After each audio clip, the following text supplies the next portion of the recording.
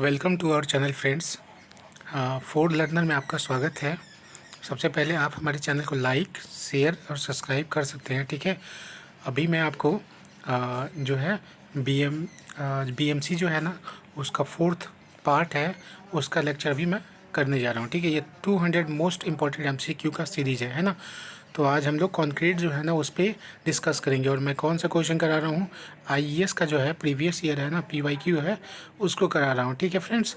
और इसमें अभी कंक्रीट का कुछ क्वेश्चन होगा, ठीक है। अप्रॉक्स 40-50 क्वेश्चन होंगे अभी के लेक्चर में।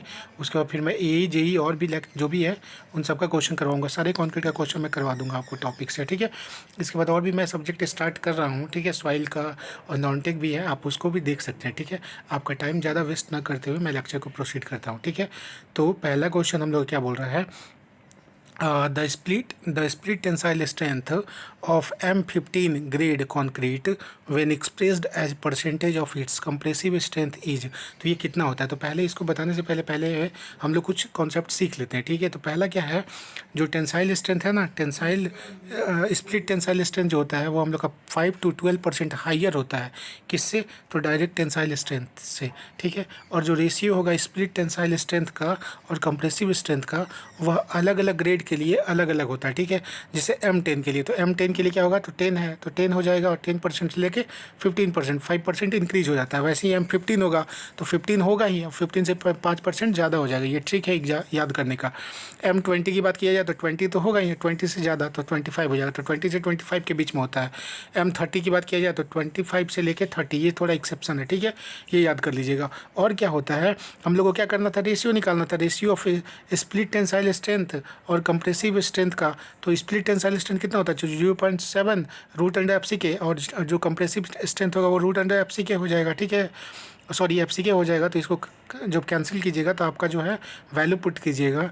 M15 के लिए हमको निकालना था पिछले वाले क्वेश्चन में, तो M15 पुट कीजिएगा तो आपका 18% आएगा, जो किस में लाइज कर रहा है हम लोग का, 15 से 20 के बीच में लाइज कर रहा है। इसीलिए हम लोग का जो यहाँ पे आंसर होगा वो हम लोग का बी हो जाएगा, ठीक है। क्या हो जाएगा हम लोग का फ्रेंड्स, बी आंसर हो जाएगा। 15 से 20% हो जाएगा, ठीक है। 15 का बी हो जाएगा, ठीक है।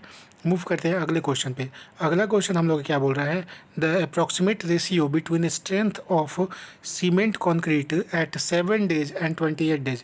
तो पहली बात, 7 days पे जो हम लोग का मिलता है, हम लोग का कितना मिलता है हम लोग का स्ट्रेंथ, तो वो हम लोग का 65 से 70% होता है, जो कि हम लोग का मोस्ट प्रोबेबली हम लोग 68 लेते हैं, ठीक है। 68% हम लोग लेते हैं 7 days स्ट्रेंथ। और 28 days में हम लोग कितना होता है, तो 99% मिल जाता है स्ट्रेंथ, ठीक है। तो इसका जब रेशियो आप कीजिएगा तो आपको जो आंसर आएगा वो हो जाएगा 2/3 हो जाता है, ठीक है। कितना होता है, 2/3 होता है आपका, ये 2/3 हो जाएगा, ठीक है। डिस्कस कर लेते हैं। वैसे तो हम लोग यहाँ पे दिया हुआ है, the strength of concrete at any age can be expressed as. तो ये हम लोग एक फार्मूला है, यहाँ पे आप वैल्यू पुट कर सकते हैं और निकाल सकते हैं। तो वैसे जनरली हम लोग का 7 days और 28 days का जो रेशियो निकालिएगा वो 2/3 हो जाता है, ठीक है। M10 के लिए जो होगा हम लोग का 7 days स्ट्रेंथ होगा वो 7 होता है। M15 जो होता है वो हम लोग का 10 होता है। M20 13.6 होता है। ये सारा जो है ना 7 days स्ट्रेंथ है। 7 days स्ट्रेंथ कितना होगा, तो हम लोग कितना होता है 68%। तो आप क्या कीजिएगा ना, 68 है ना, 68 डिवाइडेड बाई 100 कर दीजिए, है ना। इंटू कीजिएगा M20 के लिए अगर निकालना तो 20 से कर दीजिएगा ना, तो ये आपका जो है 13.5% आ जाएगा। कैसे आएगा, तो 20 को जब कैंसिल करोगे आप तो कितना बढ़ में 25 जो होता है ना, तो 100 होता है। तो ये 5 हो गया, 5 को इससे कैंसिल करोगे तो 1, फिर इसको करोगे तो 3, तो 13.5 आ जाएगा ये आपका, ठीक है। तो ये 68% जो है हम लोग का सही है, ठीक है। इसी अकॉर्डिंग निकल रहा है। तो इसका आंसर क्या हो जाएगा हम लोग का, बी हो जाएगा, ठीक है फ्रेंड्स। इसका बी आंसर हो जाएगा। मूव करते हैं अगले क्वेश्चन पे।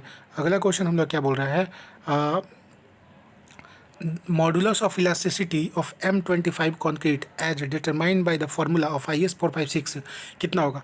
तो आपको पता है मॉडुलस ऑफ कॉन्क्रीट जो हम लोग निकालते हैं वो कितना होता है हम लोग का, हम लोग का होता है 5000 होता है ना। और रूट अंडर हम लोग का FCK होता है, ठीक है। FCK होता है। तो FCK की वैल्यू कितनी है, 25 पुट कीजिएगा, तो 25 का रूट में पुट कीजिएगा तो कितना निकलेगा हम लोग का, 5 निकलेगा बाहर, है ना। और इधर हम लोग कितना है 5000 है, तो 5 को 5000 से इंटू कीजिएगा तो आपका 25,000 हो जाएगा आंसर, ठीक है। लेकिन यहाँ पे 1500 दिया हुआ है, ठीक है। तो इसको टिक करेंगे ये, क्योंकि ये 1995 का क्वेश्चन है, ठीक है, आईएएस का जो है अभी ये क्वेश्चन है, ठीक है। उस समय हम लोग क्या लेते थे 57,000, उस समय पुराने कोड के अकॉर्डिंग 5700 है ना, ये हम लोग का इतना वैल्यू होता था, ठीक है। उसके बाद रूट अंडर एफ सी क्या आता था, ठीक है। तो इसका सी आंसर हो जाएगा, ठीक है। यहाँ पे दिया हुआ है आपका जो है एफ सी के जो ई सी होगा ना वो 57,000 रूट एंड एफ सी के होता है, उसके अकॉर्डिंग निकालते तो हम लोग का इतना निकलता। और अभी के अकॉर्डिंग निकालेंगे आइए हम लोग 2000 के अकॉर्डिंग 456 2000 के अकॉर्डिंग तो कितना हो जाएगा 5000 रूट एंड एफ सी के, तो ये 25,000 हो जाएगा, ठीक है। अगर मेरा लेक्चर स्पीड जो है लेक्चर का वो ज़्यादा लग रहा है तो आप ऊपर में 3 डॉट दिया रहता है, वहाँ से स्पीड आप कम या ज़्यादा कर सकते हैं, ठीक है। मूव करते हैं अगले क्वेश्चन पे। अगला क्वेश्चन हम लोग क्या बोल रहा है, ये असर्शन एंड रीजनिंग का क्वेश्चन है, ठीक है। तो यहाँ पे बोल रहा है for identical mix the cube compressive strength of concrete obtain from 15 centimetre cube is higher होगा than 15 into 30 centimetre cylinder compressive strength. तो ये बिल्कुल स्टेटमेंट सही है, क्योंकि क्यूब में जो होता है हम लोग का ये वैल्यू जो होता है स्ट्रेंथ होता है वो ज़्यादा आता है सिलेंडर के रिस्पेक्ट में, ठीक है। रीजन अब देखते हैं क्या बोलता है reason, because cube compressive strength is higher than cylinder compressive strength because of its higher contact area under the load. Contact area under the load ये ज़्यादा होता है, इसके अकॉर्डिंग होता है। तो ये हम लोग का स्टेटमेंट बिल्कुल गलत है, ठीक है। ये स्टेटमेंट हम लोग का गलत हो जाएगा, क्यों, क्योंकि यहाँ पे देखिए आपको क्या होता है, रीजन इसका ये है the restraining effect of the platen of the testing machine extended over the entire height of the cube but leaves unaffected a part of test cylinder, ठीक है। तो क्या हो जाएगा यहाँ पे, हाँ तो ये जो है ना यहाँ पे because of it's greater height हो गया है ना, ग्रेटर हाइट के अकॉर्डिंग हो जाएगा, ठीक है। अब देखिए therefore it is therefore the strength of cube made from identical concrete will be higher होगा than from strength of cylinder से ज़्यादा होता है। तो देखिए एक चीज़ बता देता हूँ मैं आपको, जब आप लोग ये क्यूब बनाते हैं, ठीक है, ये आपका हो गया क्यूब बनाइएगा, जब क्यूब का मोल्ड बनाइएगा और क्यूब का मोल्ड बनाने के बाद ये जब कीजिएगा यहाँ पे प्लेट लगाइएगा ऊपर और नीचे लगाइएगा, तो जो फ्रिक्शन होता है ना यहाँ पे हम लोग का फ्रिक्शन ज़्यादा आता है क्यूब के केस में। बट जो होगा ना सिलेंडर के केस में आप बनाइएगा, जब सिलेंडर ऐसा रहता है आपका, नीचे एक मोल्ड दिया प्लेट दिया है वुडन प्लेट, ऊपर से लोड लगाया, ठीक है, ऊपर से आप लोड लगाइएगा, ठीक है, ये लोड लग रहा है, तो यहाँ पे जो है ना फ्रिक्शन हम लोग का जो है यहाँ पे बहुत कम रहता है, इस वजह से यहाँ पे हम लोग का स्ट्रेंथ कम मिलता है, ठीक है। और इसमें हम लोग का क्यूब में स्ट्रेंथ ज़्यादा मिलता है, ठीक है, ये रीजन हो गया हम लोग का। तो इसका जो है ना ऑप्शन जो होगा वो हम लोग का सी हो जाएगा, मतलब फर्स्ट जो ऑप्शन है असर्शन जो है हम लोग का वो तो सही है, बट हम लोग का रीजन हम लोग का बिल्कुल गलत है, ठीक है, और स्टेटमेंट भी गलत है, ठीक है। तो ये हम लोग का सी हो जाएगा, ठीक है। मूव करते हैं अगले क्वेश्चन पे। अगला क्वेश्चन हम लोग का असर्शन एंड रीजनिंग का ही है वो भी। तो इसमें क्या बोल रहा है हम लोग का workability of concrete is improved by air entraining agent. जो वर्केबिलिटी होता है वह इंक्रीज हो जाएगा एयर इंटेनिंग एजेंट से, ठीक है। तो ये बात बिल्कुल सही है, because air entraining agent increases concrete strength. तो देखिए एयर इंटेनिंग एजेंट जो होता है ये हम लोग का कंक्रीट के स्ट्रेंथ को तो बिल्कुल नहीं इंक्रीज करता, ठीक है। ये हम लोग का प्लास्टिसिटी को, वर्केबिलिटी को, ब्लीडिंग को, सेग्रीगेशन को और परमिबिलिटी को जो है ना वो परमिबिलिटी को जो है वो हम लोग को बढ़ा देता है, और ये हम लोग का फ्रॉस्ट एक्शन को भी हम लोग को बढ़ा देता है, मतलब कि फ्रॉस्ट एक्शन से बचाता है, प्रिवेंट करता है, ठीक है। तो यहाँ पे हम लोग का सी ऑप्शन हो जाएगा, क्या हो जाएगा सी। ये रीजन हम लोग का गलत है और हम लोग का इसका असर्शन हम लोग का क्या है सही है, तो ये हम लोग का गलत हो जाएगा, ठीक है फ्रेंड्स। अगले क्वेश्चन मूव करते हैं। अगला क्वेश्चन क्या बोल रहा है, tensile strength of concrete is measure by. तो टेंसाइल स्ट्रेंथ को किससे मेजर करते हैं, तो आप direct tension test in the universal testing machine, अच्छा यूटीएम मशीन में आप डायरेक्ट टेंशन टेस्ट करते हैं टेंसाइल टेस्ट करने के लिए, ये स्टेटमेंट नहीं है, ऐसा नहीं है, ये गलत है। Applying compressive load along the dia of the cylinder, तो ये स्टेटमेंट कुछ हद तक सही है, आगे देखते हैं। Applying third point loading on the prism पे थर्ड पॉइंट लोडिंग ये भी नहीं करते हैं। Applying tensile load along the dia of the cylinder, तो टेंसाइल लोड तो लगाते ही नहीं है टेंसाइल टेस्ट के लिए, तो ये हम लोग का बी आंसर मोस्ट अप्रोप्रिएट हो जाएगा, ठीक है। क्यों होगा बताते हैं, ठीक है। देखिए आप क्या होता है हम लोग का, ये आपका हो गया सिलेंडर होगा, टेस्ट स्पेसिमेन होगा, ठीक है। तो यहाँ पे आपको क्या बोल रहा है हम लोग का, जब आप लोड लगाइएगा ये हम लोग का सिलेंडर हो गया ना, ठीक है, सॉरी सिलेंडर ऐसा होगा, ठीक है, हम लोग का सर्कुलर होगा सिलेंडर। तो इसमें जो हम लोग सिलेंडर बनाते हैं ना तो उसको हम लोग ऐसे रखते हैं, ठीक है, ये हो गया, इसको हॉरिजेंटली रखते हैं, इसका एक्सेस जो होता है हॉरिजेंटल एक्सेस पे रहता है, ऊपर से हम लोग लोड लगाते हैं, ठीक है। तो ये जो लोड लगता है तो ये हम लोग का डाया होगा, तो डायामीटर के एलोंग लगता है लोड ये डायमीटर के एलोंग ही तो लग रहा है आपका, देखिए एक तरह से डायमीटर के एलोंग, तो इस वजह से हम लोग का बी ऑप्शन हम लोग का सही हो जाएगा, ठीक है फ्रेंड्स। और यहाँ पे लिखा हुआ है आपका बी ऑप्शन, यहाँ पे क्यों दिया, ठीक है। तो यहाँ पे बी ऑप्शन हो जाए। Tensile strength is generally determined indirectly, ठीक है। A compressive force is applied to a concrete specimen in such a way that specimen fail due to tensile stress induce in the specimen. The compressive load is applied along opposite generators of concrete cylinder placed with its axis horizontal between the plate। जैसे मैंने बताया एकदम same चीज़ वही बताया इसने, ठीक है। तो अगले क्वेश्चन पे हम लोग मूव करते हैं। तो ये जो हम लोग का है द अप्रोप्रिएट, एक सेकेंड फ्रेंड, हाँ, the appropriate ratio of strength of 15 centimeter into 30 centimeter concrete cylinder to that of 15 centimeter cube of the same concrete is। तो रेशियो पूछ रहा था। ये हम लोग का सिलेंडर का जो भी हम लोग का स्ट्रेंथ होगा, ठीक है, जो भी हम लोग का स्ट्रेंथ होगा सिलेंडर का, तो सिलेंडर का मान लेते हैं सी वाई हो गया, ठीक है। ये सिलेंडर अपन में जो भी हम लोग का एफ होगा किसका, हम लोग का क्यूब का। तो ये जो आएगा ना, ये हम लोग का 0.85 आता है। कितना आता है, 0.85 आता है, ठीक है। और देखिए अगर यही पूछ देता आपको, यही पूछ देता आपको कंक्रीट का अपॉन, सॉरी क्यूब का अपॉन में हम लोग का सिलेंडर का पूछता, तो ये हम लोग जो वैल्यू आता है रेशियो होता है 1.25 टाइम्स हो जाता है, ठीक है। तो इतना होता है, ये हम लोग का वैल्यू हो जाएगा, ठीक है। तो इसमें हम लोग का सी ऑप्शन हो जाएगा। आगे इसका देख लेते हैं थोड़ा सा क्या इसमें दिया हुआ, ठीक है। इसका reason, the ratio of cylinder strength to cube strength varies from 0.77 to 0.96। Thus 0.87 can be taken as approximate ratio. 0.87 को हम लोग अप्रॉक्सीमेट रेशियो ले सकते हैं, ठीक है। तो ये हम लोग का सी आंसर हो जाएगा, ठीक है फ्रेंड्स। तो इसका हम लोग का सी हो जाएगा, ठीक है फ्रेंड्स। अगला क्वेश्चन हम लोग क्या बोल रहा है, if in a concrete mix the finest modulus of coarse aggregate is 7.6 दे दिया, ठीक है। कोर्स एग्रीगेट का दिया, ध्यान से सुनिएगा। The finest modulus of the fine aggregate is 2.8 दिया है। Economical value of the finest modulus of combined aggregate, combined aggregate का कितना दिया है, तो 6.4 दिया है। Then proportion of fine aggregate, fine aggregate का प्रपोर्शन पूछ रहा है। तो जो फाइन एग्रीगेट होगा ना हम लोग का, फाइन एग्रीगेट का हमको कितना परसेंट होगा, तो वो हम लोग को निकालना होगा। तो इसके लिए क्या हो जाएगा, जो हम लोग कोर्स एग्रीगेट निकाले हैं ना, तो कोर्स एग्रीगेट कितना दिया, 7.6। तो ये जो 7.6 है इसको माइनस कर देंगे किससे हम लोग, तो जो हम लोग का कंबाइंड एग्रीगेट है उससे माइनस करें। तो 6.4 से माइनस किया, अपॉन में फिर क्या हो जाएगा, जो भी हम लोग का कोर्स एग्रीगेट है कितना है हम लोग का, तो 7.6 है, उसको माइनस कर देंगे किससे, तो जो हम लोग फाइन एग्रीगेट होगा उससे माइनस करेंगे। तो हम लोग का ये फाइन एग्रीगेट का पता चल जाएगा कितना परसेंट हम लोग का होगा, ठीक है। तो ये फाइन एग्रीगेट, इसको सॉल्व कीजिएगा तो आपको 25% आ जाएगा, ठीक है। यहाँ पे परसेंटेज में 100 से इंटू करना पड़ेगा आपको, तो 25% आ जाएगा आपका। तो ये हम लोग का ए आंसर हो जाएगा, ठीक है। आपका इसको एक्सप्लेन करने के लिए यहाँ पे दिया हुआ है जो the proportion of fine aggregate to combined aggregate क्या हो जाएगा हम लोग का, तो यहाँ पे वही बताया मैंने अभी, जो भी 7.6 माइनस में 6.4 अपॉन में 7.6 माइनस में 2.8 इंटू 100 कीजिएगा, परसेंटेज में निकालना था हमको, तो 25% आपका आंसर आ जाएगा, ठीक है फ्रेंड्स। तो ये हम लोग का ए हो जाएगा, ठीक है। ऐसे ये क्वेश्चन याद कर लीजिए क्योंकि ये क्वेश्चन एक दो एग्जाम में पूछा हुआ है, ठीक है। स्टेट ए में एग्जाम में पूछे हुए हैं ये क्वेश्चन, आपको ये आ सकते हैं, और एसएससी जेई में भी पूछा हुआ है ये क्वेश्चन है, ठीक है friends. General shrinkage in cement concrete is cause by, तो जनरल श्रिंकेज बोल रहा है। श्रिंकेज, जनरल श्रिंकेज किसके कारण होता है, तो कार्बोनेशन के कारण होता है। तो ये गलत बात है, ये तो रिएक्शन हो जाएगा ना, केमिकल रिएक्शन हो गया आपका। Stress due to external load, external load के कारण कोई हम लोग का श्रिंकेज होता नहीं है। Drying with starting with a stiff consistency, ये भी नहीं होता है, ठीक है। हम लोग क्या हो जाएगा, drying with starting with a wetted consistency, तो ये हम लोग का डी आंसर मोस्ट अप्रोप्रिएट है, ठीक है। तो इसका डी आंसर हो जाएगा, ठीक है। Drying in concrete starting from a wetted consistency causes shrinkage of concrete, ठीक है। तो इसका डी आंसर हम लोग का मोस्ट अप्रोप्रिएट आंसर है, ठीक है फ्रेंड्स। अगला क्वेश्चन हम लोग क्या है, while concreting in cold weather where frosting is also likely, ठीक है। वहाँ पे मतलब फ्रॉस्टिंग एक्शन भी हम लोग का होगा, ठीक है। तो उसके लिए वन यूजेज, एक आदमी को क्या यूज करना चाहिए था, high quality Portland cement with minimum additive की मात्रा कम होनी चाहिए। तो ये हम लोग का नहीं हो सकता, ये हम लोग आंसर नहीं करते हैं, ठीक है, क्योंकि ये हम लोग नहीं यूज करेंगे, ठीक है।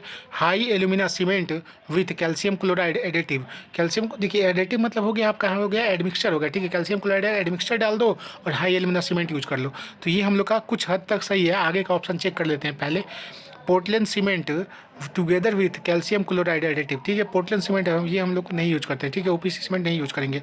A mixture of high alumina cement and Portland cement, तो हाई एल्यूमिना सीमेंट हम लोग का मिक्सचर और पोर्टलैंड सीमेंट का ये भी हम लोग नहीं करते हैं, ठीक है। अब देखिए यहाँ पे क्योंकि फ्रोस्टिंग एक्शन हमको बचाना था, तो हम लोग का बी आंसर जो होगा मोस्ट अप्रोप्रिएट हो जाएगा, ठीक है फ्रेंड्स। तो यहाँ पे हो जाएगा बी ऑप्शन क्या हो जाएगा, the calcium chloride is a rapid hardening agent हो गया, ठीक है। The acceleration of setting, hardening and evolution of this large quantity of heat in the early period of the hydration make the cement suitable for concreting in cold weather. The increased porosity of high alumina cement further deploy more resistance to floating। मतलब क्या बोल रहा है ये कि जब आप calcium chloride जो है एक तरफ का रैपिड हार्डनिंग से एजेंट हो गया, ठीक है। तो जब और ये क्या करता है, एक्सेलरेट कर देता है सेटिंग को और हार्डनिंग को, और ज़्यादा अमाउंट ऑफ क्या करेगा, हीट को इवॉल्व करेगा अपने हाइड्रेशन के टाइम पे, ठीक है। तो इसीलिए इसको हम लोग कोल्ड वेदर में प्रीफर करते हैं, ठीक है। और ये इंक्रीज कर देता है हम लोग का porosity of high alumina cement. इसके कारण क्या हो जाएगा हम लोग का, ये रेजिस्टेंस हो जाता है, फ्रोस्टिंग में एक टाइप का रेजिस्टेंस क्रिएट करता है, ठीक है। तो ये हम लोग का बी ऑप्शन जो है मोस्ट अप्रोप्रिएट हो जाएगा, ठीक है फ्रेंड्स। तो बी ऑप्शन हम लोग का यहाँ पे मोस्ट अप्रोप्रिएट हो जाएगा, ठीक है। तो ये बी आंसर हम लोग का हो जाएगा, ठीक है फ्रेंड्स, ये बी आंसर हो जाएगा, ठीक है। मूव करते हैं हम लोग अगले क्वेश्चन पे। अगला क्वेश्चन क्या बोल रहा है, the optimum number of revolution over which concrete is required to be mixed in a mixture machine is. तो कितना होना चाहिए, तो ये हम लोग का डाटा है, याद करना है। 20 होता है, 2.5 से लेके 3 सेकंड तक हम लोग करते हैं ये, ठीक है। और इससे ज़्यादा नहीं करते हैं, क्यों होगा, क्योंकि अनइकोनॉमिकल हो जाए, ठीक है। जो कॉन्क्रीट मिक्सचर है ना, concrete is mixed for a comparatively longer time, it is uneconomical हो जाएगा from the point of view rate of production of concrete and fuel जो होगा कंजम्पशन ज़्यादा हो जाएगा, ठीक है। इसीलिए हम लोग 2.5 से लेके 3 मिनट से ज़्यादा नहीं करते हैं, ठीक है। पहला चीज़ 20 रिवोल्यूशन हम लोग करते हैं, ठीक है, एक कंप्लीट साइकिल में, ठीक है, जो हम लोग कॉन्क्रीट बनाते हैं, ठीक है।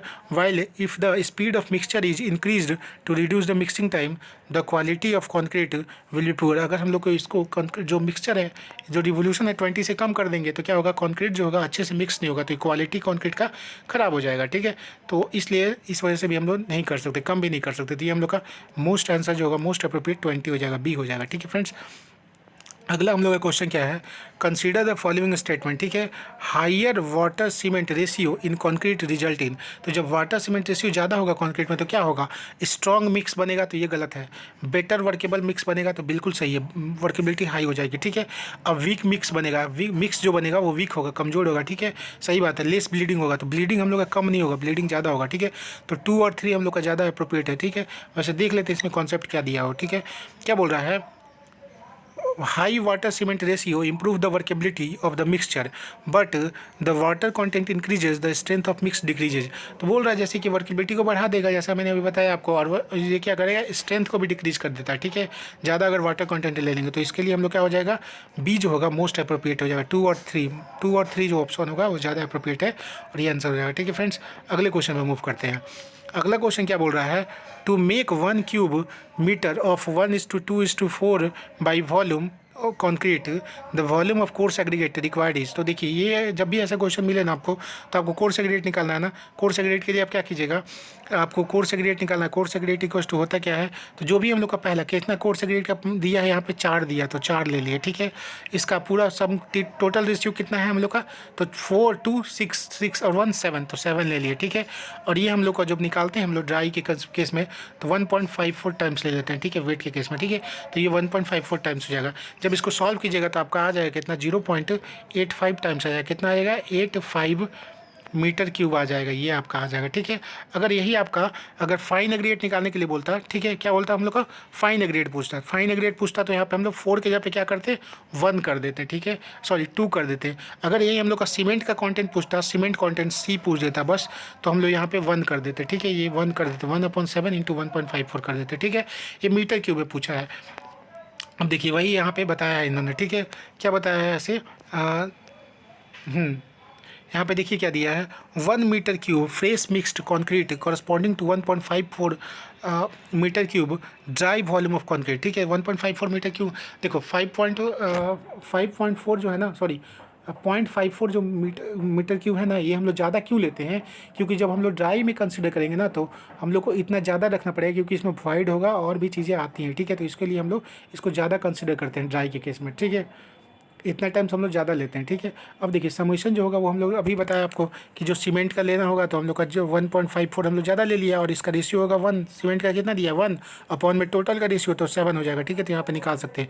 इसको क्या करोगे, आपका मीटर क्यूब दे दिया तो 1 मीटर क्यूब में कितना होता है, आप उससे डिवाइड कीजिएगा, 50 किलो होता है ना, तो उससे डिवाइड कीजिएगा तो आपको नंबर ऑफ बैग निकल जाएगा, ठीक है। एक बैग में 50 किलो होता है, तो ये हमको नंबर ऑफ बैग निकालना, तो इतना मीटर क्यूब डिवाइडेड बाई हम लोग 50 कर देंगे, ठीक है। तो ये हम लोग का निकल जाएगा इतना, और इसको एक चीज़, ये मीटर क्यूब में निकला है ना, आपको इसको क्या करिएगा, आप इसको बैग में निकालने से पहले इसको है ना आपको डेंसिटी से इंटू करना पड़ेगा, ठीक है। इसके 1 मीटर क्यूब का डेंसिटी कितना होता है हम लोग का, तो हम लोग का 1400 होता है, 1440 kg होता है, ठीक है, पर मीटर क्यूब होता है, ठीक है। तो इतना होता है, यहाँ से निकाल सकते हैं। सैंड का निकालना रहता है तो जे बिल्कुल सेम करते हैं, वही अभी जो निकाला है यहाँ पे 1 इसके जगह पे यहाँ पे 2 इंटू करते हैं, 2 इंटू 1.56, अभी जो मैंने बताया वो सेम करेंगे तो निकल जाएगा, ठीक है friends.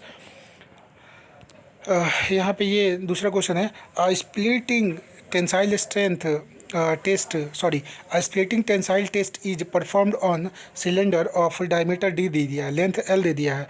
If the ultimate load is P then splitting tensile strength of concrete is given by, तो ये हम लोग का होता है 2p upon pi D L हो जाता है। कैसे आता है ये हम लोग बताइएगा। आप जब बेंडिंग इक्वेशन पढ़ते हैं ना तो उसका इक्वेशन यूज करते हैं। कौन सा इक्वेशन यूज करते हैं हम लोग, पढ़े हो गया आपने, m upon I equals to sigma upon y होता है, इक्वस टू हम लोग का आर अपॉन यहाँ पे ई अपॉन आर हो जाता है, ठीक है, ई अपॉन में आर होता है। तो यहाँ से हम लोग ये आता है, ये दोनों हम लोग इक्वेट करते हैं, ये दोनों M upon I equal to sigma upon Y.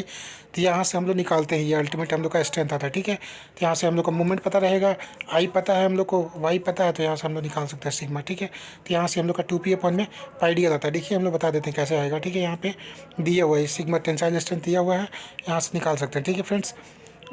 उसके बाद अगला क्वेश्चन हम लोग क्या बोल रहा है, consider the following statement, shrinkage of concrete depend upon the, shrinkage concrete का किस पे डिपेंड करता है, तो relative humidity of the atmosphere, तो ह्यूमिडिटी पे बिल्कुल डिपेंड करता है shrinkage.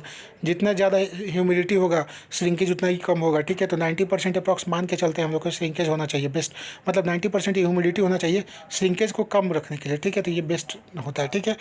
Passage of time, time pass होगा तो भी हम लोग का श्रिंकेज बढ़ता है। आपने देखा होगा कि जब भी घर बन जाते हैं 1 साल 2 साल बाद श्रिंकेज आना चालू होता है, क्रैक्स आना चालू हो जाता है, ठीक है। तो ये हम लोग का टाइम पे भी डिपेंड करता है। अप्लाइड स्ट्रेस पे तो बिल्कुल नहीं डिपेंड करता, ये अप्लाइड स्ट्रेस पे नहीं डिपेंड करता है। तो 1 और 2 हो जाएगा, तो 1 2 मतलब ए ऑप्शन सही हो जाएगा, ठीक है। यहाँ पे कुछ दिया हुआ है आपको एक्सप्लेन कर देता हूँ। Shrinkage is used to describe the various aspect of the volume change in concrete due to loss of moisture at different stage due to different reason, ठीक है। पहला चीज़ मतलब क्या बोल रहा है, जो श्रिंकेज होता है ना हम लोग का अलग अलग एस्पेक्ट में निकलता है। जो वॉल्यूम चेंज होगा कॉन्क्रीट में क्यों होता है, due to loss of moisture. क्या होता है ना, जब आप जब कास्ट करते हैं या कॉन्क्रीट बनाते हैं तो क्या होता है, कॉन्क्रीट में तो ये हम लोग का सीमेंट हो गया, सैंड हो गया, एग्रीगेट हो गया, तो इसमें क्या होता है वाटर भी भरा रहता है ना। तो क्या होगा, कुछ टाइम बाद जब आप लोग कास्ट कर लीजिएगा तो क्या होता है, इवोपोरेशन होता है, ठीक है। इवोपोरेशन होगा तो क्या होगा, जो वॉइड है ना, वॉइड जो था उसमें वाटर फिल था, तो वाटर तो इवोपोरेट होकर चला गया, तो उसमें बच गया, क्या गया, तो वहाँ पे एयर वॉइड बच गया। जब एयर वॉइड बच गया तो इसके कारण से क्या हो जाएगा, आपका यहाँ पे श्रिंकेज आना चालू हो जाएगा, ठीक है। यहाँ पे क्या होगा, जब गर्मी का टाइम आएगा तो आपका जो है वॉल्यूम क्या, कॉन्क्रीट क्या हो जाएगा, एक्सपेंड करेगा, और ठंडे के टाइम में कॉन्क्रीट क्या होता है, सिकुड़ता है, ठीक है, मतलब कॉन्ट्रैक्ट करता है। तो इसी वजह से श्रिंकेज आता है हम लोग का, ठीक है। ये हम लोग का थोड़ा सा था।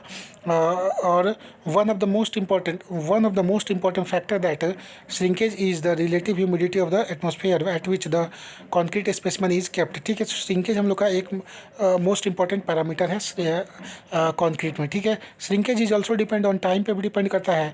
Its magnitude increase with time, time के साथ इसका मैग्नीट्यूड मतलब श्रिंकेज और ज़्यादा होगा टाइम के साथ। And also with the reduction in relative humidity, जैसा मैंने बताया कि रिलेटिव ह्यूमिडिटी कम होगा तो हम लोग का श्रिंकेज बढ़ जाएगा।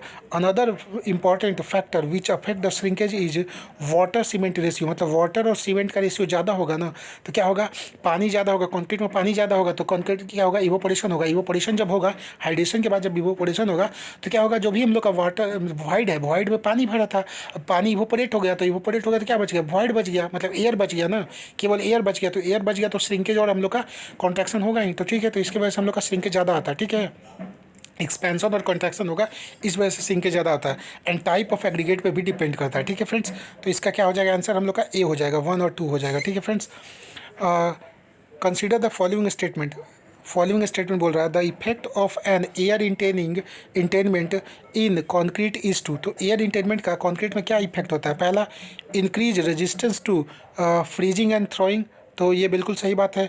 इम्प्रूव वर्केबिलिटी को भी इम्प्रूव करता है, और डिक्रीज द स्ट्रेंथ को भी डिक्रीज करता है, तो ये भी बिल्कुल सही बात है। तो ये हम लोग का डी आंसर हो जाएगा, ठीक है। इसका देख लीजिए यहाँ पे क्या दिया है, air entrainment in concrete result in improved workability. तो देखिए एयर इंटेनमेंट जब डालिएगा आप तो क्या होगा ना, आपका बबल्स बन जाता है। कॉन्क्रीट में क्या होता है हम लोग का थोड़ा वॉइड्स बन जाते हैं, बबल्स बन जाते हैं, तो इससे क्या होता है वर्केबिलिटी बढ़ जाती है हम लोग के कॉन्क्रीट की, और इसका प्लास्टिसिटी जो होता है ना इंक्रीज हो जाता है। ठीक है, प्लास्टिसिटी इंक्रीज होता है और बेटर रेजिस्टेंस हो जाता है to freezing and throwing.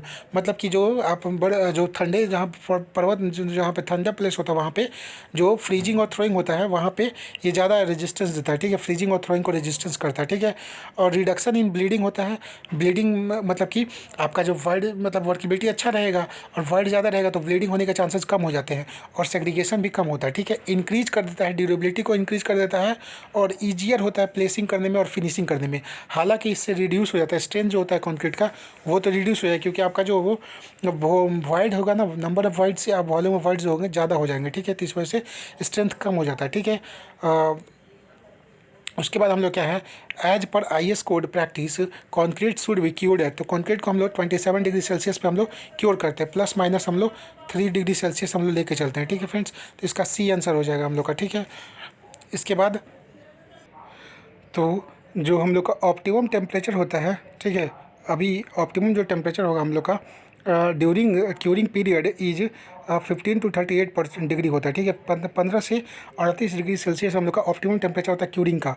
Ambient temperature is most important part होता है Indian provide warmth required to satisfactory hydration. मतलब देखिए जो बोल रहा है ना कि जो 27 डिग्री सेल्सियस होगा क्यूरिंग टेम्परेचर, ये हम लोग का IS कोड प्रीफर करता है, स्पेसिफाई करता है। ठीक है, और वैसे जनरली हम लोग का 15 to 38% हम लोग का क्यूरिंग टेम्परेचर रहना चाहिए, इससे ज़्यादा ये हम लोग का ऑप्टिमम टेम्परेचर है। ठीक है फ्रेंड्स, तो इसका हम लोग का सी हो जाएगा। ठीक है फ्रेंड्स, और हम लोग का ये अगला क्वेश्चन क्या है, the correct sequence of workability test method in order of their application from low workability to high workability. तो देखिए क्या बोल रहा है हम लोग का वर्केबिलिटी कम है, तो वर्केबिलिटी कम है उससे हाई वर्केबिलिटी में हमको जाना है। ठीक है, तो कौन सा टेस्ट परफॉर्म करेंगे, तो जब वर्केबिलिटी कम रहेगी तो आपको VB टेस्ट आप कर सकते हैं। VB टेस्ट कंसोलिडोमीटर सबसे ज़्यादा प्रीफर कीजिएगा क्योंकि वो हम लोग का कम वर्केबिलिटी में ज़्यादा अच्छा परफॉर्मेंस देता है। ठीक है, आप हम लोग का स्लम्प कोण तो हम लोग प्रीफर नहीं कर सकते। ठीक है, वो हम लोग का लो मतलब कि लो जो स्लम्प होता है उसके लिए या लो वर्केबिलिटी के लिए हम लोग नहीं प्रीफर करते हैं स्लम्प कोण। तो लो के लिए क्या हो जाएगा, सबसे पहले हम लोग VB कंसोलिडोमीटर टेस्ट करेंगे, फिर कॉम्पैक्शन फैक्टर कर सकते हैं, उसके बाद हम लोग स्लम्प कोण टेस्ट यहाँ पे प्रीफर कर सकते हैं। ठीक है, तो इसका हम लोग का डी आंसर हो जाएगा। ठीक है फ्रेंड्स, इसका थोड़ा देख लेते हैं, एक्सप्लेनेशन देख लेते हैं क्या बोल रहा है हम लोग का। The slump test is most widely used because of the simplicity of apparatus required and the test procedure. ठीक है, this is suitable for concrete of medium to high workability. ठीक है, इसके लिए सुटेबल होता है। स्लम्प वैल्यू जो होता है इसका 25 से 125 mm होता है। ठीक है, the compacting factor test has been held to be more accurate होता है दैन स्लम्प टेस्ट। ठीक है, specially of for medium and low workability.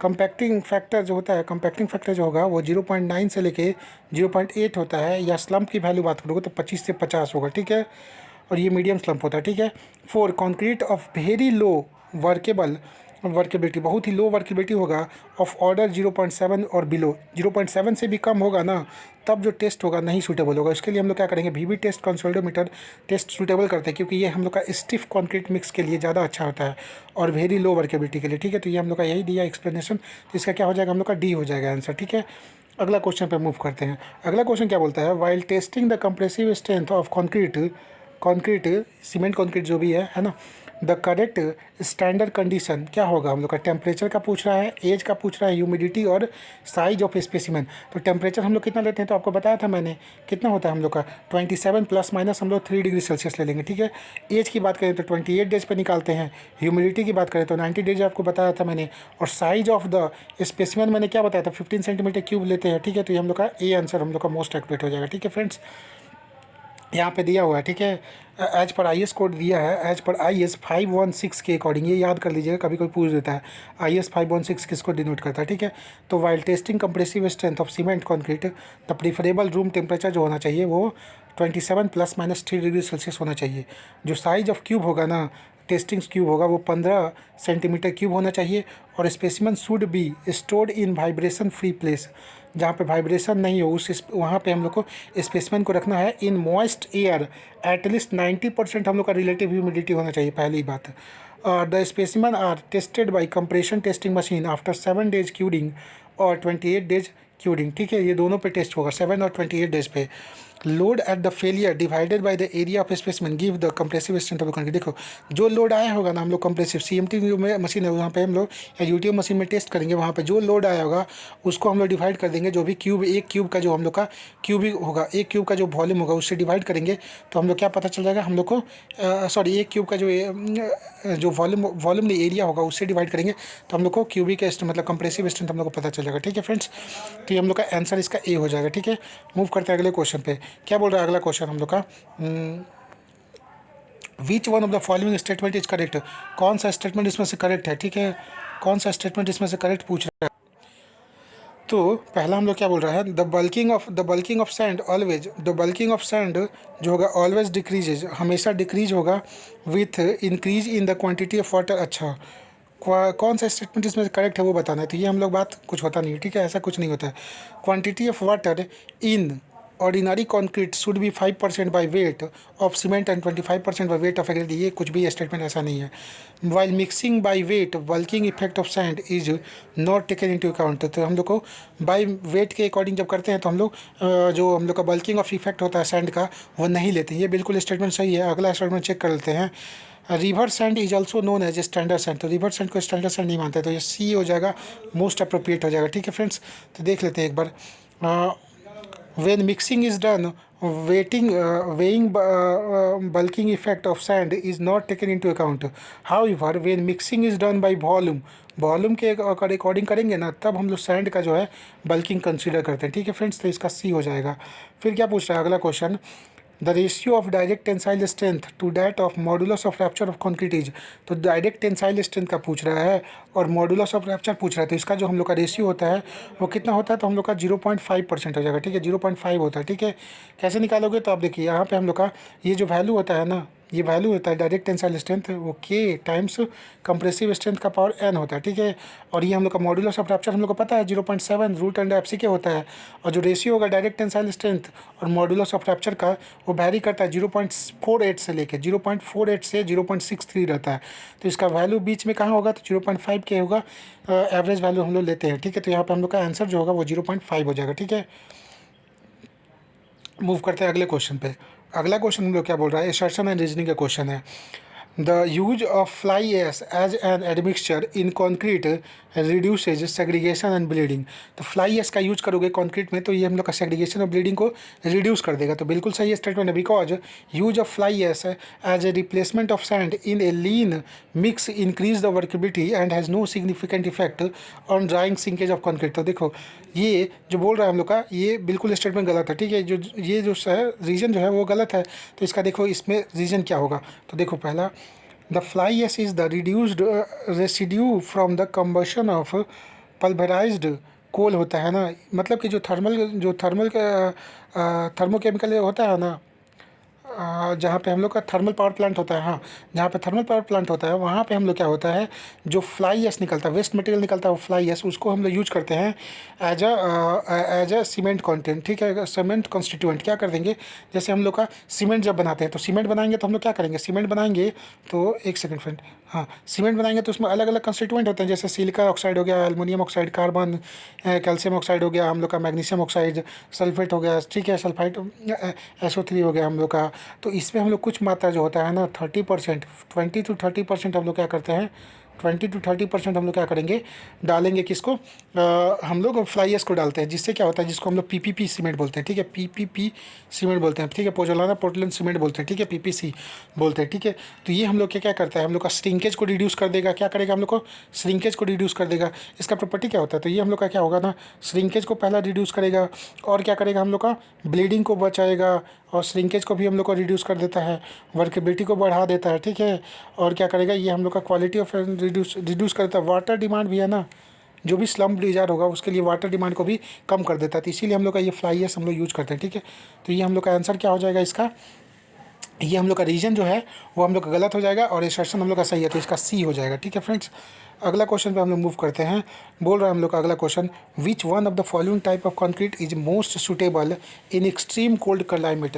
Extreme cold climate में कौन सा हम लोग का कंक्रीट है ज़्यादा सूटेबल है। ठीक है, तो हम लोग का एक्सट्रीम कोल्ड क्लाइमेट में हम लोग क्या करते हैं, कौन सा कोल्ड हम लोग कौन सा यूज़ करेंगे, तो हम लोग एयर इंटेनिंग सीमेंट जो है वो हम लोग का एयर इंटेनिंग कंक्रीट जो है ये यूज करेंगे। क्यों यूज करेंगे, ये हम लोग का फ्रोस्ट और हम लोग का फ्रोजन जो होता है ना, फ्रोजन होता है, फ्रोस्ट होता है, फ्रीजिंग इफेक्ट को हम लोग को रिड्यूस कर देता है और हम लोग क्या करता है, मतलब कि रिस्ट्रिक्ट कर देता है एक तरह से। ठीक है, तो ये हम लोग का ए आंसर हो जाएगा। ठीक है, ये क्या करेगा, हमको फ्रीजिंग और थ्रोइंग जो इफेक्ट होता है उसको हम लोग क्या करेगा, कम कर देगा। ठीक है, और वैक्यूम कंक्रीट का has been used for factory production of pre cast plain and RCC unit के लिए भी हम लोग यूज करते हैं। ठीक है फ्रेंड्स, तो इसका आंसर क्या हो जाएगा, ए हो जाएगा। एयर इंटेनिंग कंक्रीट हम लोग यूज करेंगे कोल्ड वेदर में। ठीक है, और अगला क्वेश्चन में मूव करते हैं। क्या बोल रहा है, consider the following statement, curing of concrete by steam under pressure क्या करेगा हम लोग का, तो increase the compressive strength of concrete, तो बिल्कुल सही बात है, हम लोग का कंप्रेसिव स्ट्रेंथ इंक्रीज कर देगा। Reduce the shear strength of concrete, concrete का शियर स्ट्रेंथ रिड्यूस कर देता है, तो कंप्रेसिव स्ट्रेंथ तो इंक्रीज करता है लेकिन शियर स्ट्रेंथ भी हम लोग रिड्यूस कर देता है, ये भी बिल्कुल स्टेटमेंट सही है। ठीक है, increase the speed of chemical reaction, chemical reaction का जो स्पीड है ये भी हम लोग का इंक्रीज कर देता है। ठीक है, तो हम लोग का इसका क्या हो जाएगा, हम लोग का इसका ए हो जाएगा। ठीक है फ्रेंड्स, इसका आंसर हो जाएगा। ठीक है, in high pressure steam curing high rate of development of strength is attributed to higher temperature to which a concrete is subject, मतलब बोल रहा है क्या, जब हम लोग हाई प्रेशर देंगे ना, प्रेशर देंगे स्टीम क्यूरिंग का, तो हाई जल्दी ज़्यादा रेट से हम लोग का स्ट्रेंथ डेवलप होगा। ठीक है, और क्या होगा, इसके कारण due to formation of coarser gel बनेगा और जो बॉन्ड होगा ना, स्ट्रेंथ होगा कंक्रीट का, टू रेनफोर्स्ड इज रिड्यूस हो जाएगा टू 30 to 50% हम लोग का रिड्यूस हो जाता है, इसलिए शेयर में हम लोग का कमज़ोर हो जाता है। ठीक है, तो शेयर में हम लोग क्या हो जाएगा, वीक होगा, स्पीड इसका केमिकल रिएक्शन हम लोग का इंक्रीज हो जाएगा और हम लोग का कंप्रेसिव स्ट्रेंथ इसका इंक्रीज हो जाता है। अगला क्वेश्चन क्या हम लोग का बोल रहा है, विच one of the following aggregate gives maximum strength in concrete, कौन सा इसमें से एग्रीगेट हम लोग का मैक्सिमम स्ट्रेंथ देता है कॉन्क्रीट में, तो राउंडेड एग्रीगेट हम लोग का बिल्कुल नहीं देता है, ये हम लोग का इसमें वॉइड बहुत ही कम रहता है, तो हम लोग का जो पार्टिकल होगा मतलब सीमेंट का पेस्ट होगा वो बहुत कम होगा, तो हम लोग का स्ट्रेंथ बहुत कम आएगा। ठीक है, इलोंगेटेड हम लोग का देता है लेकिन उतना नहीं देता है, फ्लैकी हम लोग का एग्रीगेट बिल्कुल नहीं देता है, और हम लोग का जो क्यूबिकल एग्रीगेट होता है ये हम लोग का ज़्यादा देता है, तो 1 नंबर पे क्यूबिकल हो जाएगा, 2 नंबर पे इलोंगेटेड होगा, उसके बाद हम लोग का राउंडेड, फिर हम लोग का फ्लैकी आएगा। तो जो बोल रहा है मैक्सिमम स्ट्रेंथ कौन देगा, तो क्यूबिकल एग्रीगेट दे देगा। ठीक है, तो ये हम लोग का डी आंसर हो जाएगा। यहाँ पे देखिए दिया हुआ है, एक्सप्लेन किया हुआ है, the rounded aggregate has minimum void and minimum ratio of surface area to volume, thus require minimum cement paste to make good concrete. However, हालांकि due to absence of interlocking नहीं हो पाता है, क्योंकि राउंडेड एग्रीगेट होता है तो interlocking नहीं बन पाता है, तो इसीलिए these aggregate are not suitable for high strength concrete and pavement के लिए इसको सूटेबल नहीं मानते हैं। ठीक है, इसीलिए हम लोग क्या करेंगे, क्यूबिकल एग्रीगेट यूज़ करते हैं। अगला क्वेश्चन क्या है हम लोग का, consider the following statement, ultrasonic pulse velocity test to measure the strength of concrete is, तो क्या करते हैं हम लोग कि ये कौन सा स्टेटमेंट इसमें से 3 है दिया हुआ है, इसमें से कौन सा सही है ये बताना है हम लोग का।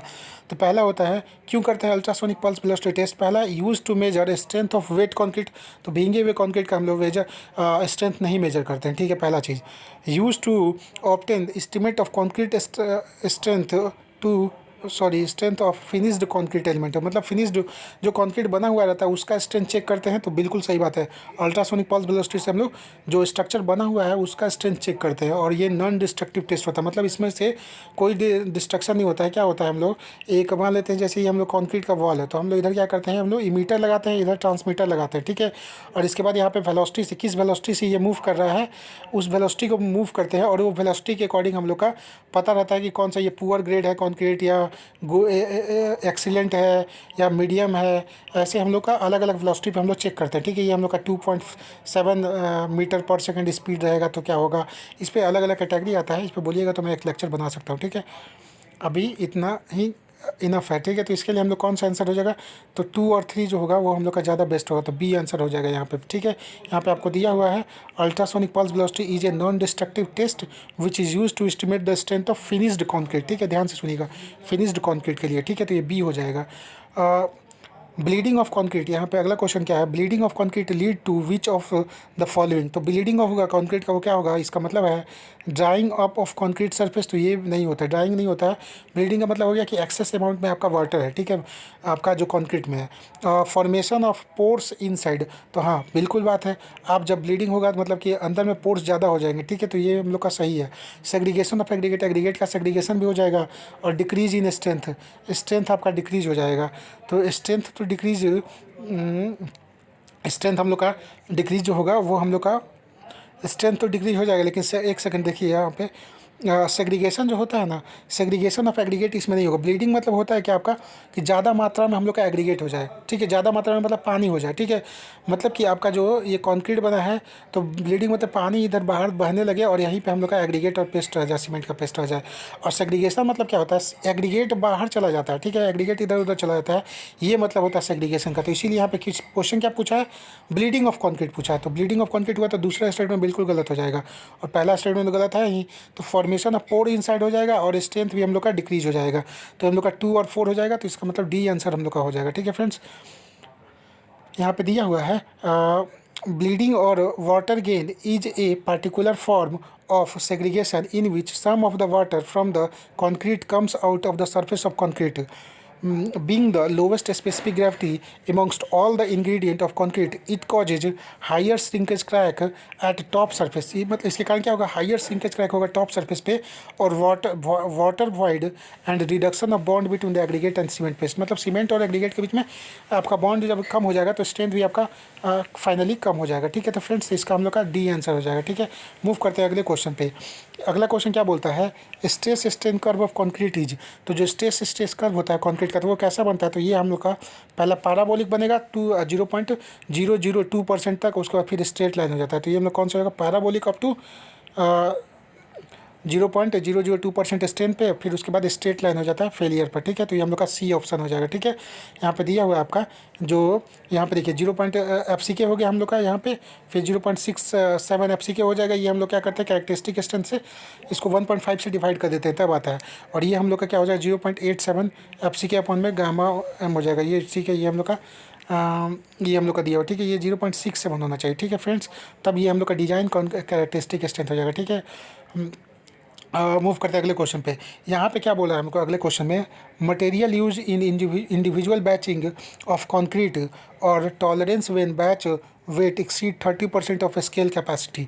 तो इन दोनों में मैचिंग करना है। तो सीमेंट के लिए क्या मैच करोगे, तो जो सीमेंट को मैच करोगे तो आपका 0 प्लस माइनस हम लोग का 0.3% ऑफ स्केल कैपेसिटी हो जाएगा। वाटर के लिए हम लोग का plus minus 1% of scale capacity, aggregate के लिए plus minus 2% of scale capacity होता है, और एडमिक्सचर के लिए plus minus 3% of scale capacity होता है। तो इसमें हम लोग क्या होगा 1 2 3 4 हो जाएगा। तो हम लोग का कौन सा आंसर हो जाएगा, ए हम लोग का ज़्यादा अप्रोप्रिएट है, ठीक है। इसमें अलग आइए कुछ देख लेते हैं, इसमें हम लोग का क्या दिया हुआ है। A typical batching tolerance as for following are as follow दिया हुआ है, ठीक है। पहला सीमेंट की बात करें तो प्लस माइनस 1% हो जाएगा, किसके लिए होगा, at the required weight of material being weighted, और या बोल सकते हैं 0.3% of scale capacity whichever is greater, जो भी ज़्यादा होगा उसको लेंगे, ठीक है। वाटर की बात करेंगे तो 0.1% of required weight of material being weighted, और 0.3% हो जाएगा of scale capacity whichever is greater हो जाएगा, ठीक है। एग्रीगेट की बात करेंगे तो 0.2% हो जाएगा ऑफ रिक्वायर्ड वेट और 0.3% ऑफ स्केल कैपेसिटी। एडमिक्सचर की बात करें तो 0.3% हो जाएगा। तो सो ये हम लोग का जितना दिया हुआ है, ठीक है। ये अब देखिए हम लोग का क्या पूछ रहा है, हम लोग का what is the range of finest modulus of sand which is least suitable for making a good concrete। क्या हम लोग का फाइनेस्ट रेंज होगा, ठीक है। तो आपको रेंज बताना है, ठीक है। तो रेंज के लिए आप क्या करिएगा, किसके लिए बोल रहा है, सैंड के लिए बोल रहा है। तो लिस्ट सूटेबल रेंज पूछ रहा है, तो लिस्ट सूटेबल रेंज हम लोग क्या हो जाएगा, तो लिस्ट सूटेबल रेंज होगा हम लोग का। तो यहाँ पे देखिए पहले फाइनेस्ट मॉडुलस जो होगा डिफरेंट सैंड, फाइनेस्ट मॉडुलस जो होगा different sand suitable for making concrete are, वो क्या होगा, तो फाइन सैंड की बात करें तो 2.2 से लेकर 2.6 होता है, मीडियम सैंड 2.6 से 2.9, और कोर्स सैंड 2.69 से लेकर 3.2 होता है। और sand having finest modulus more than 3.2 से ज़्यादा रहेगा तो ये अनसुटेबल हो जाता है फॉर मेकिंग कॉन्क्रीट। तो इसका जो हम लोग का बेस्ट अप्रोप्रिएट जो आंसर होगा वो हम लोग का ए हो जाएगा। क्या हो जाएगा फ्रेंड्स, हम लोग का ए हो जाएगा। 3.5 से 4.5 हो जाएगा, ये हम लोग का लिस्ट सुटेबल है, मतलब कि ये सुटेबल नहीं है, ये सुटेबल है, ये सुटेबल, ये तीनों तो सूटेबल, लेकिन ये सूटेबल नहीं होगा कंक्रीट के लिए, ठीक है, गुड कंक्रीट के लिए, ठीक है फ्रेंड्स। अगले क्वेश्चन में मूव करते हैं। अगला क्वेश्चन क्या बोल रहा है, the use of super plasticiser admixture, ये क्या करेगा हम लोग का, इंक्रीज कर देगा कंप्रेसिव स्ट्रेंथ ऑफ कंक्रीट को इंक्रीज कर देगा। अच्छा, permit lower water cement ratio thereby strength is increase. अच्छा, reduce the setting time of concrete, concrete का जो सेटिंग टाइम है उसको रिड्यूस कर देता है सुपर प्लास्टिसाइजर। या परमिट करता है lower cement content thereby strength is increase. तो ये तीसरा स्टेटमेंट, ये चौथा स्टेटमेंट गलत है। रिड्यूस कर देता है सेटिंग टाइम ऑफ कंक्रीट, ये भी हम लोग का स्टेटमेंट गलत है। इसमें होता क्या, देखिए पहले, the use of super plasticiser permit करता है लोअर वाटर कंटेंट। क्या होता है वाटर कंटेंट, क्या होता है अप्रॉक्स, उस पर परसेंटेज पे डिपेंड करता है। जैसे 5% रहेगा ना आपका, तो हम लोग का अप्रॉक्सीमेटली 4 to 5% रहेगा, तो 7% जो है ना हम लोग का वाटर कंटेंट हम लोग का कम हो जाता है, ठीक है। मुझे डाटा एक क्लियर नहीं है तो सो इसलिए मैं कमेंट नहीं करना चाहूँगा, ठीक है सर फ्रेंड्स।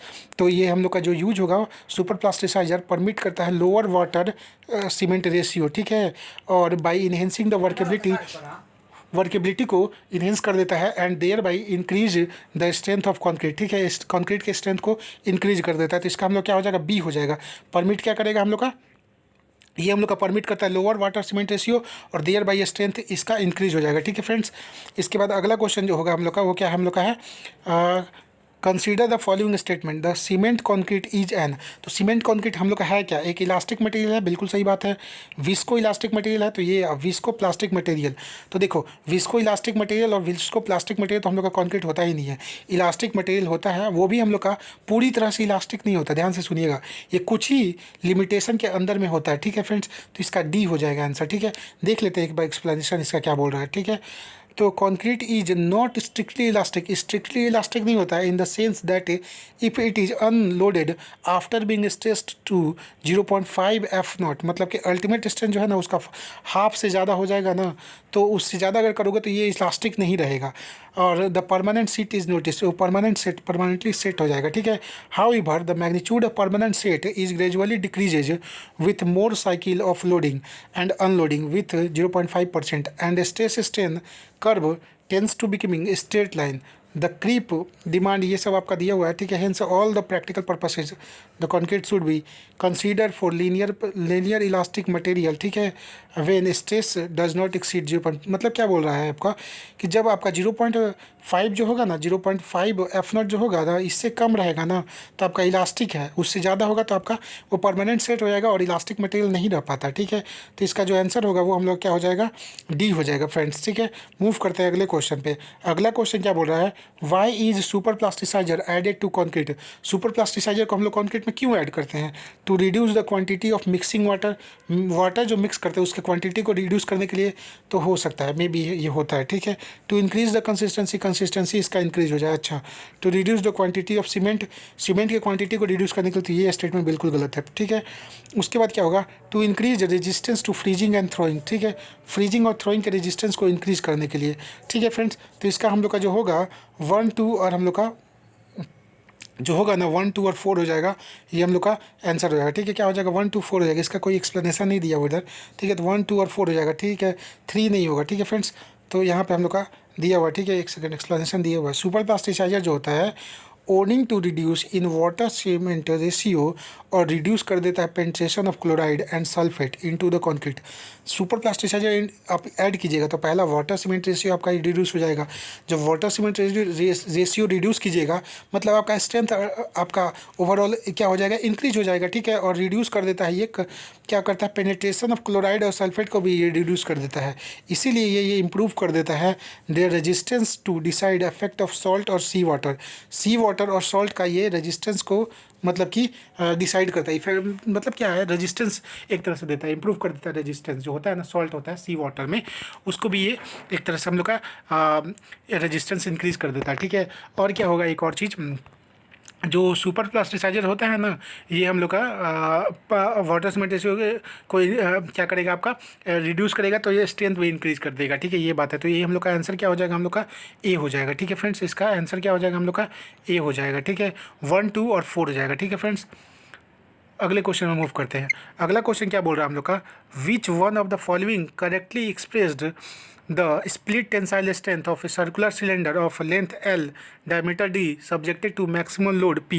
तो ये कौन सा इसमें से एक्सप्लेन कर रहा है, तो ये हम लोग का हो जाएगा, ये कौन सा हो जाएगा हम लोग का 2p/πdl हो जाएगा। क्या हो जाएगा हम लोग का 2p/πdl हो जाएगा। ठीक है फ्रेंड्स, 2p/πdl हो जाएगा। ये हम लोग कैसे निकालते हैं, तो आपको पिछले वाले लेक्चर में मैंने बताया हुआ है। ठीक है, उसमें क्या करेंगे हम लोग, जो m/i इक्वल टू सिग्मा/y करेंगे, यहाँ पे वैल्यू पुट करेंगे, हमको m पता रहेगा, मोमेंट हमको पता है, और हम लोग क्या होगा हम लोग का यहाँ से, एक सेकंड रुकिए, ये मैक्सिमम लोड निकालना है ना। ठीक है, यहाँ से हम लोग का ये लोड निकल जाएगा। ठीक है, यहाँ से एरिया निकाल के आप निकाल सकते हो। ठीक है, कोई दिक्कत नहीं है। तो ये हम लोग का C हो जाएगा। ठीक है फ्रेंड्स, इसके बाद हम लोग का क्या क्वेश्चन बोल रहा है, transportation of concrete mix by pump is very convenient method particularly in case of, जो ट्रांसपोर्टेशन होता है कॉन्क्रीट मिक्स में बाई पंप में इज वेरी कन्वीनियंट मेथड होता है, पर्टिकुलरली इन केस ऑफ, किसके केस में होता है, तो ये हम लोग का हो जाएगा। इसका पहले पढ़ लेते हैं कुछ कॉन्सेप्ट। तो जो pump concrete are largely been used in construction for multi storey building tunnel and bridge. तो देखिए क्या होता है, पंप कंक्रीट क्या होगा, जैसे कि मान लेते हैं हम लोग, तो ऐसे क्या करते हैं हम लोग का, ये मिक्सचर हो गया, रेडी मिक्सचर हो गया। ठीक है, या कंक्रीट मिक्सचर हो गया, इसमें से हम लोग निकालते हैं अपना सूट लगा के। ठीक है, और यहाँ पे हम लोग क्या करते हैं, हम लोग कंक्रीट को लेमन के थ्रू हम लोग कैरी करते हैं। ठीक है, बकेट से। ठीक है, बट कभी कभी क्या होता है, जब हाई स्ट्रक्चर बिल्डिंग होगा ना आपका, जब ज़्यादा स्ट्रक्चर बिल्डिंग हो, या टनल का केस हो, या आपका ब्रिज में हो, तो आपको क्या करना होता है, पंप करवाना होता है। ठीक है, आप यहाँ पे मिक्सचर होता है, मिक्सिंग प्लांट होता है। ठीक है, वहाँ पे आप कंक्रीट बनाते हैं, वहाँ से फिर गाड़ी में जो होता है कंक्रीट मिक्सचर होता है, वहाँ पे लेके जाते हैं, फिर उसके बाद क्या करते हैं, पंप लगाते हैं। ठीक है, पाइप से आप क्या करेंगे, पंप करेंगे। ठीक है, कंक्रीट को पंप करके भेजा जाता है, क्योंकि लार्ज क्वांटिटी हमको चाहिए होगा और सुपर स्ट्रक्चर बना रहे हैं। ठीक है, तो इसके लिए हम लोग चाहिए होता है। ठीक है, तो इसका आंसर जो होगा वो हम लोग का क्या हो जाएगा, D हो जाएगा। टनल लाइनिंग जो होता है ना, उसमें हम लोग यूज करते हैं। ठीक है, क्या करेंगे हम लोग, particularly in case of tunnel lining में हम लोग क्या करेंगे, ट्रांसपोर्टेशन ऑफ कंक्रीट मिक्स करते हैं पंप से। किसके केस में, तो टनल लाइनिंग के केस में, ब्रिज के केस में, या मल्टी स्टोरी बिल्डिंग के केस में, तो D हो जाएगा फ्रेंड्स। ठीक है, इसके बाद अगर बात किया जाए तो the mixed design for pavement concrete is based on the, तो जो मिक्स्ड डिजाइन होता है पेवमेंट कंक्रीट में, वो किस पे बेस्ड होता है, तो ये हम लोग का फ्लेक्सुरल स्ट्रेंथ पे बेस्ड होता है। ठीक है फ्रेंड्स, तो ए हो जाएगा इसका आंसर। ठीक है, यहाँ पे दिया हुआ है मिक्स्ड डिजाइन जो होता है वो फॉर पेवमेंट केस में, या हाईवे में बोल दीजिए, या रनवे में, वो बेस्ड होता है फ्लेक्सुरल स्ट्रेंथ के बेस में होता है। ठीक है, और इसका जो वैल्यू होगा वो 0.767 हो जाएगा, √FCK हो जाएगा। ठीक है, और यही हम लोग का रिक्वायर्ड होता है, कंप्रेसिव स्ट्रेंथ होता है। ठीक है, डिजाइन कंप्रेसिव स्ट्रेंथ। ठीक है फ्रेंड्स, अगला क्वेश्चन क्या बोल रहा है, in what context is the slump test perform, किस कॉन्टेस्ट में हम लोग स्लम्प टेस्ट परफॉर्म करते हैं। तो स्लम्प टेस्ट परफॉर्म करने का मेन मोटिव होता है हमको वर्केबिलिटी ऑफ कंक्रीट निकालना। ठीक है, तो वर्केबिलिटी हम लोग कंक्रीट का निकालने के लिए होता है, तो बी हो जाएगा इसका आंसर। ठीक है, यहाँ पे बी हो जाएगा। इसके बाद अगला क्वेश्चन क्या बोल रहा है, which one of the following is employed to determine the strength of hardened existing concrete structure। तो hardened existing concrete structure को निकालने के लिए हम लोग कौन सा इसमें से मेथड यूज करते हैं, तो कैली बॉल टेस्ट हम लोग, सॉरी बुलेट टेस्ट हम लोग यूज करते हैं। तो ये बुलेट टेस्ट, कोई टेस्ट का तो नाम हमको मुझे नहीं लगता है। ठीक है, ऐसा कुछ होगा टेस्ट, हो सकता है, मेरे ध्यान में नहीं है। कैली बॉल टेस्ट हम लोग वर्केबिलिटी के लिए यूज करते हैं। ठीक है, ये ऑन फील्ड मेथड होता है। ठीक है, ये होता है मतलब ये हम लोग का अप्रोप्रिएट रिजल्ट नहीं देता है। ठीक है, अप्रॉक्सीमेट रिजल्ट देता है। ठीक है, और वाटर हैमर इफेक्ट जो होता है, सॉरी रिबाउंड हैमर टेस्ट जो होता है, ये हम लोग क्या करता है, जब कॉन्क्रीट हम लोग का एग्जिस्टिंग स्ट्रक्चर, मतलब कॉन्क्रीट कास्ट हो चुका है, बन चुका है, हार्डन कॉन्क्रीट है, तब हम लोग को ये हम लोग रिबाउंड हैमर टेस्ट करते हैं। ठीक है, और यहाँ से हम लोग का डिटरमाइन करते हैं स्ट्रेंथ ऑफ कॉन्क्रीट। ठीक है, तो हम लोग का C ऑप्शन हो जाएगा। और कौन पेंट्रोमीटर से हम लोग क्या करते हैं, हम लोग इससे चेक करते हैं, हम लोग सॉइल में चेक करते हैं कौन पेंट्रोमीटर से। ठीक है, स्ट्रेंथ उसका बियरिंग कैपेसिटी चेक करते हैं। ठीक है फ्रेंड्स, तो यहाँ पे दिया हुआ है रिबाउंड हैमर जो होता है, rebound hammer test is a non destructive test होता है, यूज करते हैं स्ट्रेंथ ऑफ हार्डन कंक्रीट को डिटरमाइन करने के लिए। और rebound deflection when the concrete is hit with plunger के साथ। ठीक है, तो ये प्लंजर के साथ होता है। ठीक है, तो ये हम लोग का हो गया। इसके बाद लास्ट क्वेश्चन हम लोग का क्या है, which one of the following is the correct expression of the target mean strength of the concrete mix। तो इसमें से आपको भी पता होगा कि ये टारगेट मीन स्ट्रेंथ होता है। ठीक है, तो ये हम लोग का FCK प्लस में हम लोग का KS हो जाएगा। ठीक है, तो हम लोग का B ऑप्शन हो जाएगा। ठीक है फ्रेंड्स, यहाँ पे हम लोग का क्या होता है, FCK हम लोग क्या होता है हम लोग का, तो यहाँ पे FCK होता है हम लोग का कैरेक्टरिस्टिक स्ट्रेंथ होता है। ठीक है, ये 28 डेज का होता है। ठीक है, और K होता है क्या हम लोग का, तो K होता है हम लोग का स्टैटिकल कॉन्स्टेंट होता है, जिसको हम लोग बोलते हैं डिराइव करते हैं हम लोग mathematical notation of normal distribution है। ठीक है, और और एस जो होता है हम लोग का, ये होता है स्टैंडर्ड डेविएशन, ठीक है। ये हम लोग का वैल्यू दिया रहता है, ठीक है। तो यहाँ से लेते हैं और के की वैल्यू जो होगी यहाँ पे इक्वल होगा 1.65% के लिए, ठीक है। Not more than 5% test result are fail, ठीक है। 5% के लिए 1.65 है, ध्यान से सुनिएगा। अगर यही 50% बोल देगा ना तो आपको क्या हो जाएगा, ये हम लोग का जीरो हो जाएगा, ठीक है। क्या हो जाएगा, के की वैल्यू जीरो हो जाएगी 50% के लिए। अगर यही 100% बोल देगा, 100% बोल देगा तो आपका कितना हो जाएगा हम लोग का, इन्फिनाइट हो जाएगा, ठीक है। सॉरी 100 का मैं श्योर नहीं हूँ, तो इसका आप चेक कर लीजिएगा, ठीक है। तो इसका हम लोग का बी आंसर हो जाएगा, ठीक है फ्रेंड्स। बी आंसर हो जाएगा, मैं गलत नहीं बताना चाहता हूँ, ठीक है आपको। तो ये बी आंसर हो जाएगा हम लोग का मोस्ट इसका आंसर हो जाएगा, ठीक है फ्रेंड्स। इसके बाद मूव करते हैं। थैंक यू फ्रेंड्स, आपने ये लेक्चर देखा उसके लिए।